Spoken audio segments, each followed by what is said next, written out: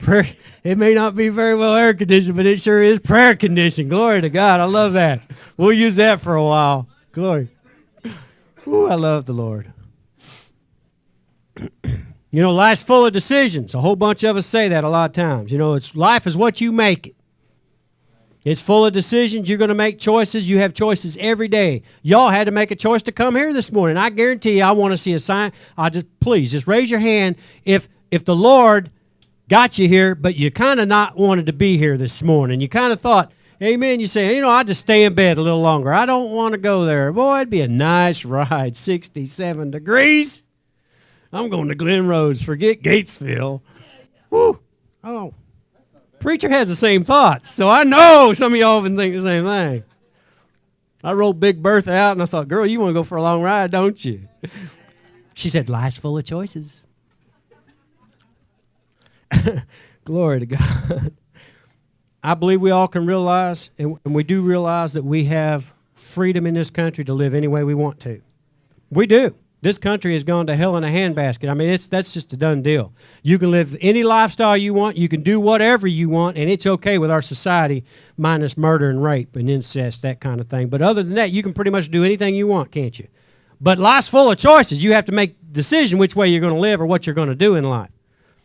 So we're not free from making decisions. We're not free from making choices. We're not free from that. Every day, you have a choice to make a choice. This sermon is going to be around Proverbs 14:12. So if you turn to Proverbs 14:12 and just mark that, that's going to be that is the scripture for most of everything. I'll bounce into Galatians and back and somewhere else and back, but Proverbs 14:12. That's the scripture you should remember today. Write down or say, I'm going to go to this, and before dark, have that one in your head. In your own words, it don't matter. But understand it. Life's full of choices. Proverbs 14:12, the Good News Bible says, what you think is the right road may lead to death. Oh, ouch. What you think might be the right road may lead to death. That's good news. If we look at Galatians, that's a Good News Bible. Not good news. That's a Good News Bible. Yeah. If we look at Galatians, where the Apostle Paul is explaining to us about our natural desires and God's desires for us in Galatians 5, if you'll turn to Galatians 5, but Mark, Proverbs 12:14, we'll be going back and forth to that. But Galatians 5:16 and 17, the Apostle Paul lets us know that this is hard. Why? Making decisions. What I say is this, let the Spirit direct your lives, and you will not satisfy the desires of the human nature. For what our human nature wants is opposed to what the Spirit wants, and what the Spirit wants is opposed to what our human nature wants. These two are enemies, and this means you cannot do what you want to do. Our spirit is always in conflict with our flesh. Our flesh is always in conflict with our spirit. And every time we have to make a decision, guess what? That's a conflict going on when we got to make that decision. Lady was up here a while ago, and the flesh won for 2 weeks. She was supposed to come up and ask for prayer for somebody. Amen? Amen. The Spirit won today. Are you seeing this? Okay? The flesh tries to get you not to do or to do something you shouldn't do, while the Spirit's taking you where you should be if you'll let it. The title of the message is Making Biblically Sound Decisions. How many of y'all want to make biblically sound decisions in your life? That's how we get where we need to go, not where we end up sometimes. Remember, the path that you're on may lead to death. You may think it's right, but it may lead to death. Our choices are never free from this conflict. It will always be there. The flesh and the spirit. The conflict will always be there. This topic is so important and has such a lasting impact, not only on yourselves, but everybody around you, that we're going to spend about 30 minutes or maybe a little more today on making biblically sound decisions. It's so important. So many of us, maybe some of y'all believe that, well, it's my life. It has no impact on anybody else. That's a lie from the devil, because any decision you make, any actions that you take have an impact on everybody around you, whether you even interact with them verbally. Are you listening to me? As a pastor, if I went somewhere and lit up a cigarette and drank a beer, that would have an impact. That decision to do that would have an impact on people around me. Amen. So don't lie to yourself, and don't let the devil take over. Every decision we make has an impact on not only us, but everyone else around us. And that's why we need to talk about making biblically sound decisions all the time in our life. Now, I know there's a lot of trivial questions to ask. I don't want to get on a rabbit trail, but you'll get to read about it.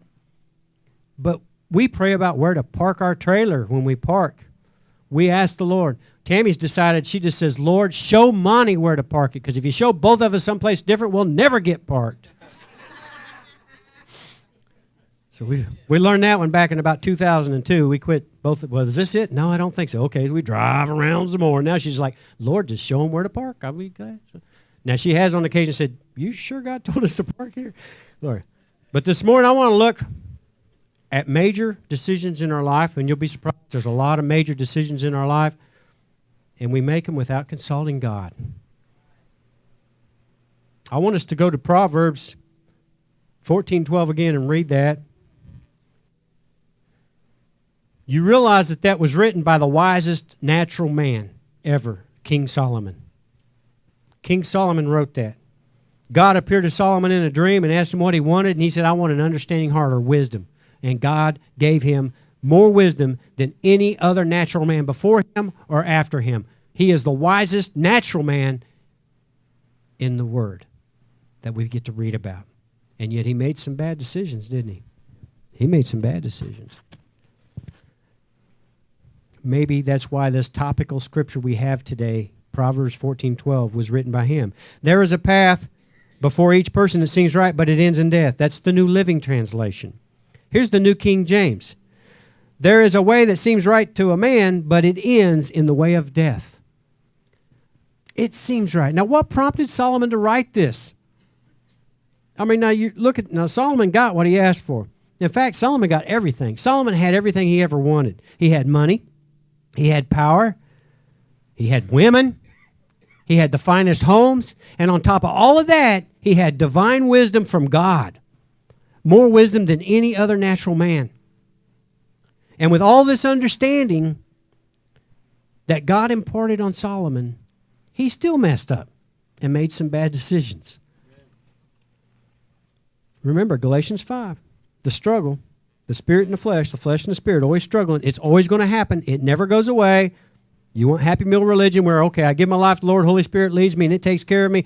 No more problems, go somewhere else, because it's not true. You're going to have problems the rest of your life with the flesh trying to take over. No matter how holy or thou you think you are, it's going to try to take over when it comes time for a decision instead of letting the Spirit guide you on making the decision. And Solomon, being the wisest man in the Bible and having everything from God, wrote Proverbs 14:12. You know, he received that divine wisdom to make Israel better, and what happened? With his decisions, Israel became a divided nation. He had women from different countries out of all those fine women he had, and he started putting up altars to idols and making decisions that he thought was good to keep people happy. Does that sound like a country you know? Yes. Let's tolerate this and make these people happy. Let's do this and make these people happy. Let's do that. And is that of God? But the person that's making the decisions thinks they're doing the right thing. Are you getting this? Solomon thought he was doing the right things, folks. But later on in the years, he writes Proverbs 14:12. The way that seems right, it may lead to death. Now, just as Solomon's referring to Scripture as a pathway, we have another Scripture about entering God's kingdom. In Matthew 7:13 and 14, we get to read where Jesus is talking about the highway to hell is broad and easy, and the highway to heaven, it's a narrow gate, and few go in it. Listen, folks, it's our human nature to take the easy path. It's human nature for everything. I mean, water rolls downhill, right? It doesn't go up the hill. It goes downhill. Electricity, easiest, least path of resistance. Grab the wrong wire, it likes you, don't it, Troy? It don't matter. It goes where it wants to because it's easy, and we do the same thing. We take the pathway that seems easy. But that's why we should make our decisions based on God's Word. We need to make sure that it's a biblically sound decision. Every decision we make, I hope you all leave changed today, thinking about your decisions that you're going to make today. Some of y'all are going to make a decision today, and you're going to look at it different than you ever have, or at least look at it different today because of this message, if you came expecting to be changed. The first thing I want you to ask yourself when faced with a choice, what does the Bible say about it? Now, there's a whole lot of black and white in the Bible about a decision you're fixing to take. Somebody may have given you a chance to be promoted, but you're just going to have to turn the cheek and look the other way about something. That's a no-brainer. Open up the Word of God. It's cut and dry. You can't do that. Not by God's morals, not by God's values. Okay, you see the value here. We know these things. And we need to make those decisions. So we need to turn to the Bible and open up the Word of God and ask God to help us figure out about decisions like that. Listen. I left my big Bible. Give me a Bible. The Word of God. Now, I don't know how many of y'all would want to get on a bike or in your cage tonight at 10 p.m. and go find a country road you've never been on and shut off your lights, take your seatbelt off, and drive 100 miles an hour. But I think everybody here realizes that would be stupid. Amen? That would be, for sure, if not death, a hospital trip. Don't you think? A road you've never been on, 100 miles an hour with your lights off. This is your headlights. You open up the Word of God, and it shines light on where you need to go for your path in life. Amen? Are you getting this? So to make a decision about your life without referring to the Word of God and turning on your headlight, you're destined for a trip to the hospital. Or, if it's done deal, your eternal resting place, where that might be. That's a great analogy, and it's from the Word of God. Psalms 119, 105 says, your Word is a lamp for my feet and a light for my path. It is a light. It illuminates your path of where you need to go, just like the headlight on that bike or your car. Amen? Another illustration. Some of you women are probably going to start looking at your husband or going north and south. You buy this elaborate play set for the child, and it says, some assembly required. And before you get home, you already know your husband ain't going to look at the directions because it only says some assembly required. Oh, see? And when he gets it all put together, all these little bitty short things like this are still left over, and screws are left over, and you're worried, but he says it's under control. Amen? Until that little 70-pound 5-year-old starts getting on the swing set, and things start moving like they shouldn't be moving and bending like they shouldn't be bending, and you realize those things called braces were pretty important. So you have a very unstable swing set. God's instructions, the Word of God, if you open it up and refer to it, what does the Bible say about a question you have about what you should do in life? It's like reading the directions to put the play set together. But if you don't, you're going to have an unstable life. I have people that come to me every week with problems, personal problems, and they talk to me, and I'll say, "Did you pray about this? Did you? I mean, they'll ask, "Well, I just quit my job. Did you talk to your wife and pray about that?" I mean, might have been a good idea. You'll have an unstable life. Amen. Pray about it. And guess what? If you need wisdom, if you need to answer, if you ask God, see, prayer and reading the Word of God, going to the Word of God, they go hand in hand. Amen? They go hand in hand. You women can relate to this one too. Guys are going to beat me up today at Dairy Queen. You're in unfamiliar territory. You are lost like last year's Easter eggs. And your husband obviously looks lost, but he doesn't admit it. He just says, I'm confused. I'll figure this out. And 2 or 3 times longer than it should take, you finally get where you should be going. And your wife is so glad to find the restroom. Huh? And why? Because you didn't stop to get directions. You didn't ask. Looking at your husband.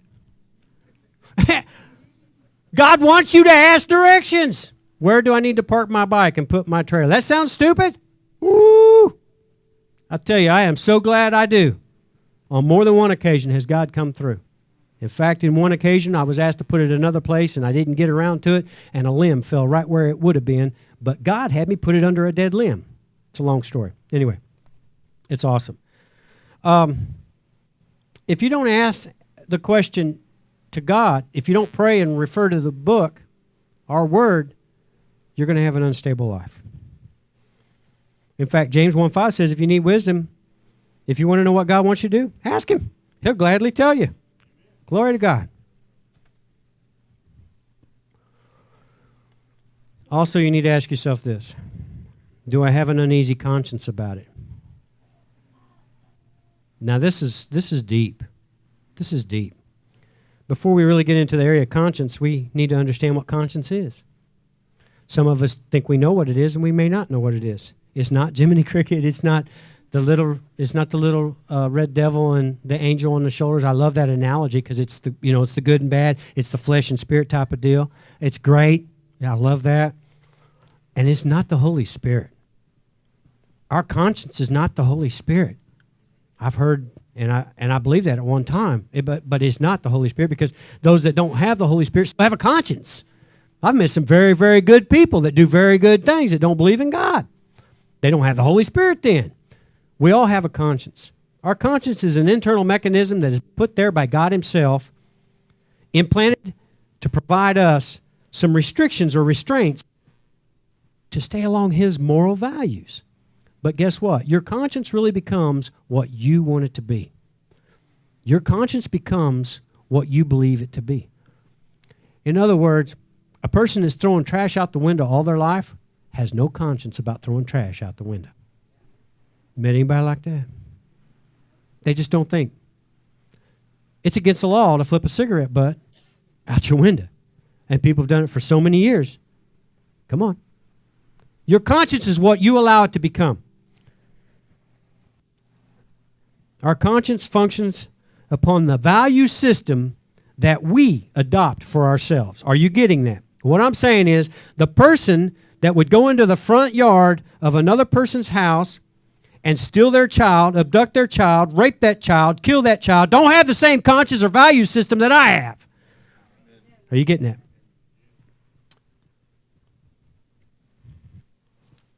That's why seeking God in prayer, that's why seeking his word is so important, because what we will do is we will build our conscience on God's value system, God's morals and values. Now, I know all of us, including myself, have made decisions in the past without seeking God and without reading his word. And it's really messed up. The outcome was not the best.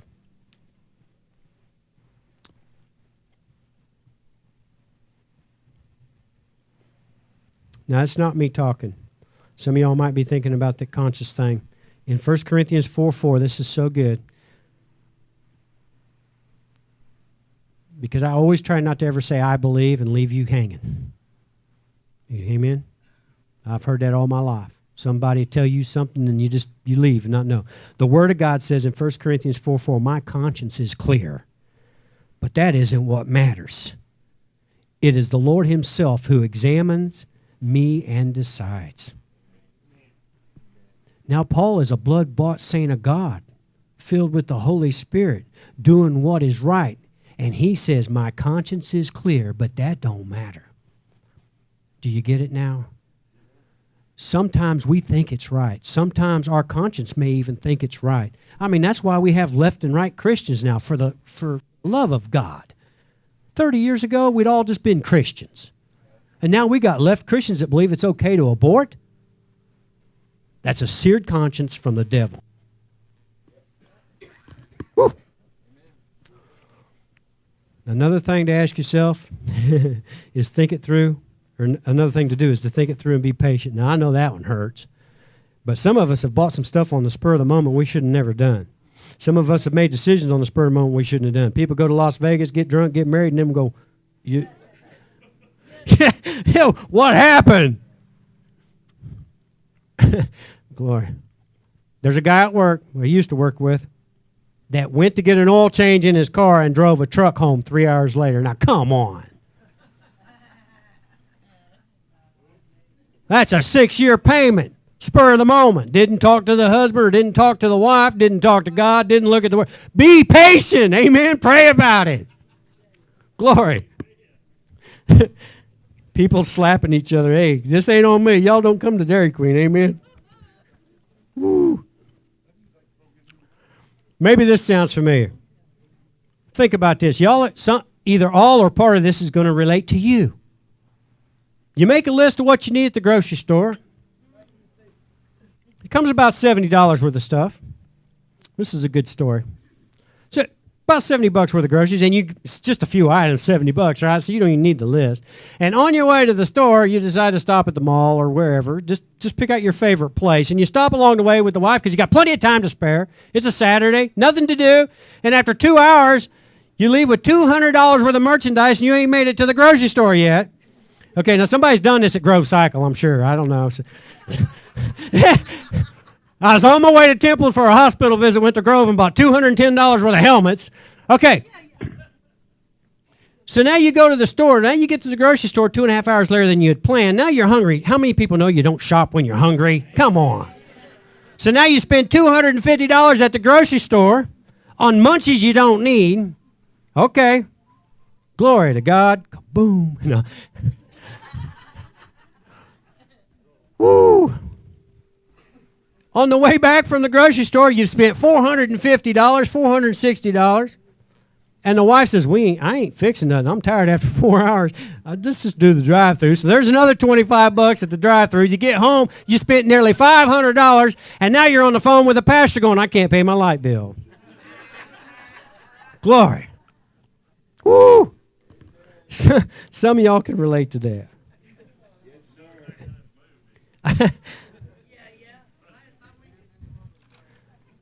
Okay, so we shouldn't make spur of the moment. We need to pray about patience. I had a man, well, some of y'all may know him, but anyway, he got up to give testimony about God wanted him to buy this bike.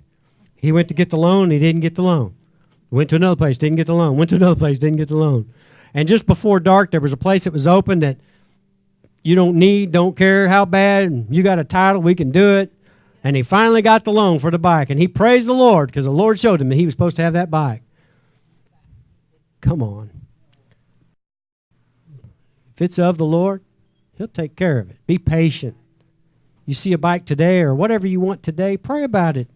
If it's gone tomorrow, you aren't supposed to have it. It's that simple. Okay. Remember our scripture verse that said there's a path that looks right to man but leads to destruction? The verse that this is all about, that brings me to my final point today. Ask yourself, can you live with the consequences of your decision? Can you live with your consequences of the decision, of the outcome? Because if you can't live with the consequences, you need to regroup and think about whether you need to make that decision that direction or not. So many people make a decision without considering the consequences. Amen, David? I got 2 kids that are behind bars. Those were spur-of-the-moment decisions without thinking about consequences.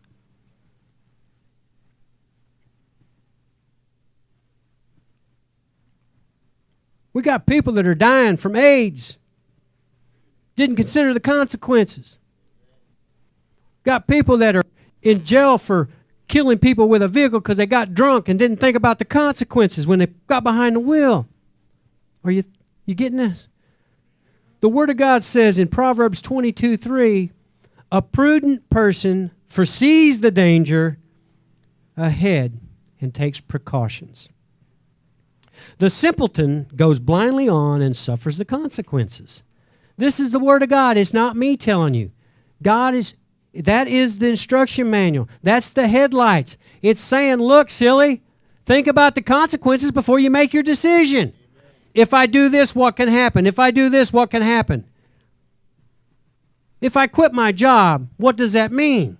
Instead of just walking off because you're mad because of emotions and then wondering where you're going to get money to keep your lights turned on for you and your family. Just as we're never free from choices, we'll never be free from the repercussions or the consequences of our decisions. Amen?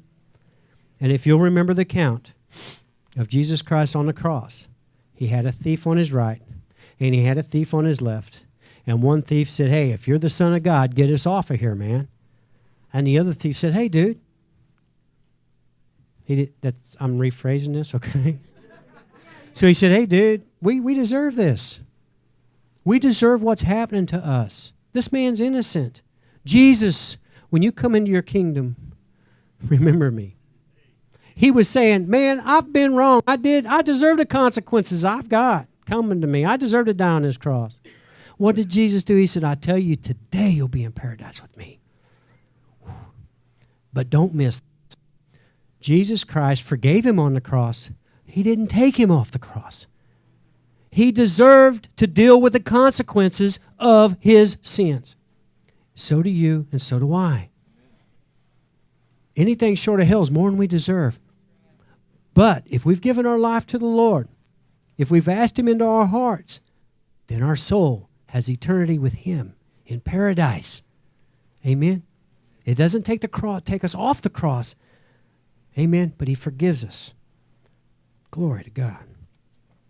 I pray that this teaching this morning is very helpful to each and every one of you, that you did come expecting, that you're leaving changed, that you're going to look at every decision that you make in a different way, by first seeking the Bible, praying to God, asking about your conscience. We've had people here that were part of this family of church that made a decision to do something, and my wife and I prayed because we knew it wasn't of God. But what do you tell them? And we prayed, and we saw a change in them. Over a year ago, we had a couple families that went to an event, but they didn't go to let their light shine. They didn't go into this place to let their light shine for the glory of God. They went to participate. Don't miss this. They went to participate. They were changed. And it was only a matter of months, and they're no longer part of the church. They're no longer part of any church. If it's not of God, you need to think about, are you letting Satan get in the door? Because people change and don't even realize the subtle changes. And then eventually, like I said, we saw them the other day. You can tell the Spirit's not on them. They're not going to any church. They're not doing anything for the Lord. But they went to one particular event that wasn't of God to participate in it, and it got them. Pray about, look at the Word, uneasy conscience, see if you really need to go or do the things you think you might want to do. Because I'm telling you, if it's not of God, it's against God. If you're here this morning and you've made some bad decisions, God, He'll forgive you for it. All you got to do is ask Him. Amen. You and me, just like the thief, if we're still going to have to pay for our consequences physically. I've had a lot of y'all sharing with me. I had a brother back here that was sharing with me at the hospital about the things he did with his knees and his back and all the days, and now he's dealing with the physical ailments.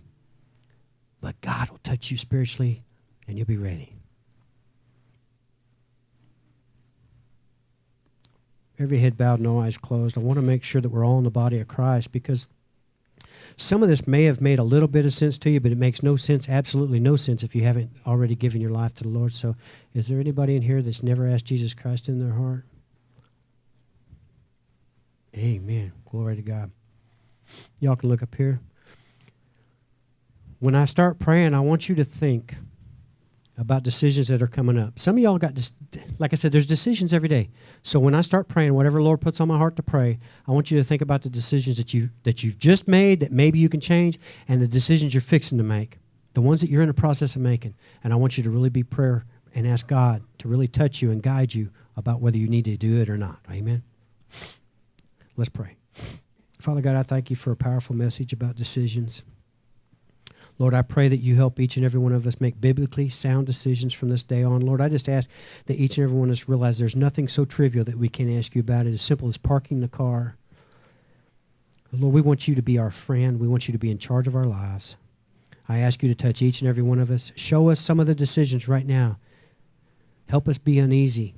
Let the Holy Spirit touch us and convict us if there's some decisions we're fixing to make or we've already made that we can change for your glory. Help us with that, Lord. Lord, I just give you the glory for some decisions that were made this morning, that folks that already came up and shared where they were letting the flesh win. Lord, we bind the flesh. We want the Spirit to take over for us, and we ask you to do that through the Holy Spirit. We ask all this in Jesus' name. Amen and amen.